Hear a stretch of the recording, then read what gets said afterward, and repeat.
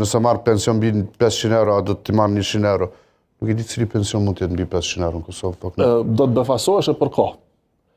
Zakonisht, pra kemi praktikuar këtë kufizim që pensionet nën 500 euro, apo pension marrësit që ka nën 500 euro, të marrin këtë mbështetjen prej 100 eurove, na duhet të shohim listat, po besoj që detajet e vendimit do të publikohen së shpejti, ndërka që ekzekutimi pritet të bëhet pra në fillim të javës së ardhshme pas datës së zgjedhjeve, meqense shpesh herë po kritikohemi që këto gjëra po bëhen në kohë fushata apo para zgjedhjeve, në fakt ekzekutimin e kemi lënë që të bëhet pas zgjedhjeve më një herë. Pas fitores bincë që do të kemi. Do të ketë, për më vonë flasim për këtë.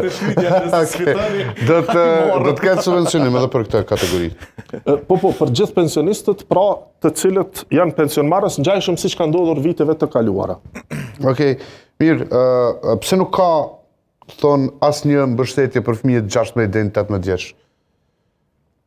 Ka mbështetje, prej moshës 16 vjeçë tutje, pra lejohet edhe të punohet. Ne kemi programin që është Kosovo Generation Unlimited, që e bëjmë në bashkëpunim me organizatat e UN-it.